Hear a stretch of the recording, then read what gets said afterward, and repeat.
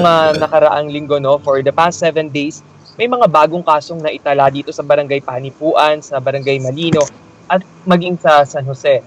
Speaking of figures, meron dyan na meron din na 2 kaso na magkasunod nga dito sa Panipuan or sa Barangay Malino rin.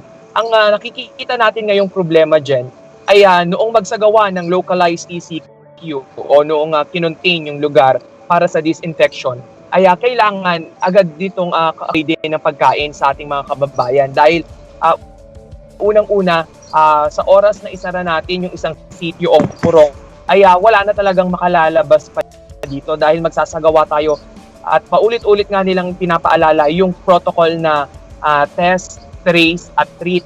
So, si Paolo, binisita niya yung lugar na yun. Ewan ko, Pao, ano ba yung nakita mo? Kasi when we talk of figures, okay, these are just numbers, pero you went there directly and you showed to us, no, what's really happening dun sa ground. And ano yung sitwasyon dun, Pao?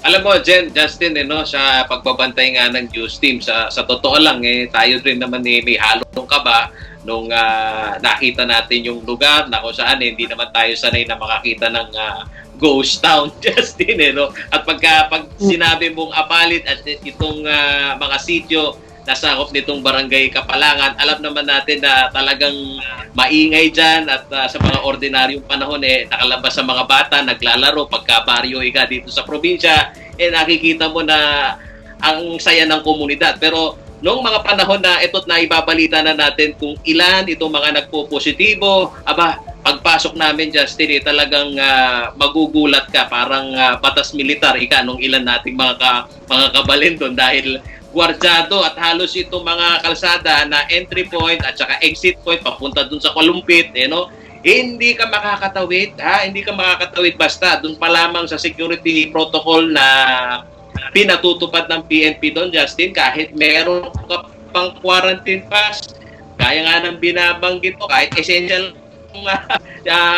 kasama ka doon sa essential, kailangan mo nang sumailalim doon sa checkpoint, titignan talaga na maigi nung ng sangkan kaya Kapampangan bayo kami lugyat ang mismong lugar na ausandang ground zero. Pero alam mo, Justin, isa rin napunan natin no, dito sa ating mga kababayan na nandyan sa Kapalangan at dito sa ilang pang mga sityo, tanggap nila at buti na lang daw maagang natukoy dahil lahat nitong mga kababayan natin na kung saan kahit sinabi nilang hindi sila nag-celebrate ng pista na hindi maingay, pero ito yun, Justin, meron talagang nagluto pa rin at kahit papano tumawid ng barangay. Bang nangyayari na ito na local transmission dito sa Pampanga, particular nga dun sa bayan ng Apalit ito na ibalita natin.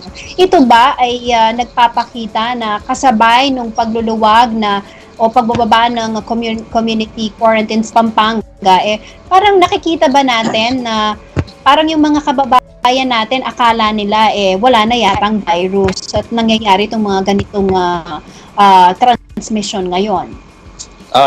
Tama dyan, no? Gusto lang natin puntuhin na dalawang bagay nga kasi yan, no?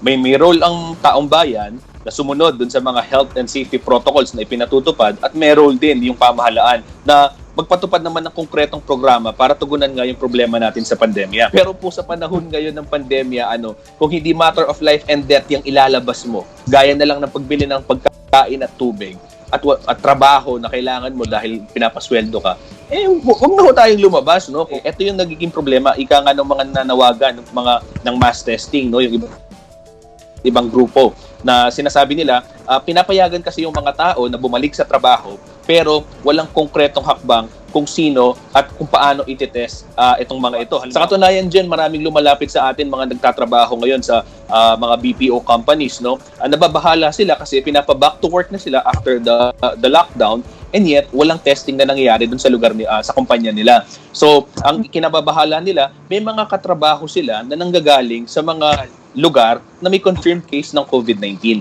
So doon talaga nagkakaroon ng problema. Sinasabi nila, oo, tama naman na i-save yung economy, palabasin yung mga empleyado, balik tayo sa trabaho, pero dapat sabayan yun ng matinding programa doon sa tinatawag natin pangkalusugan. O ito nga yung tinututak nila na testing.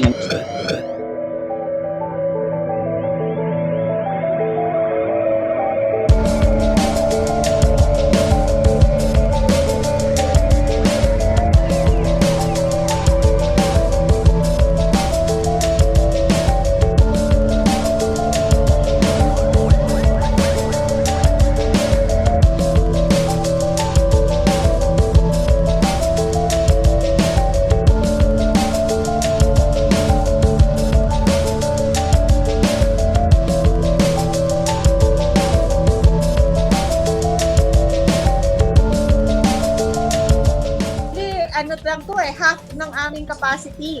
So nag-umpisa kami sa 500 on the first 2 weeks and then naging 1,000 and then naging 1,500 until on the third week of June, 3,000 na yung aming testing capacity. Full capacity yon. We are on the average 1,500, 1,400 to 1,500 tests per day ang nagagawa namin.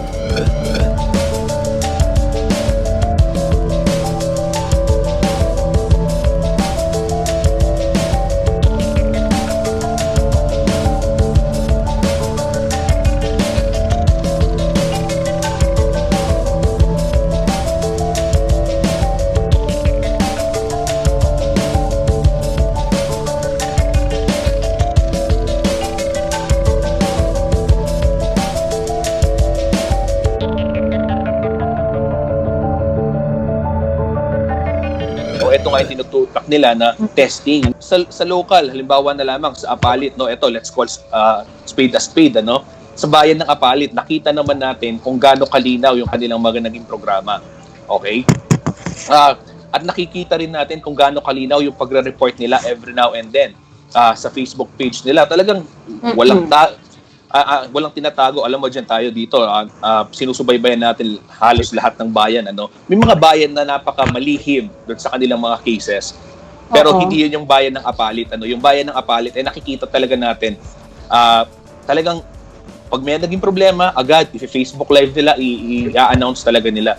Napakahalaga po nung mga ganitong impormasyon para magabayan nga yung ating mga kababayan. Tinanong nga natin, actually, minomonitor natin yung mga comments. Tuwang-tuwa sila kasi hindi daw ito nagkikreate ng panic. Natatakot sila, pero more than that, mas importante kasi yung alam nila. Kasi well-informed sila. Exactly, Jen. Well-informed sila.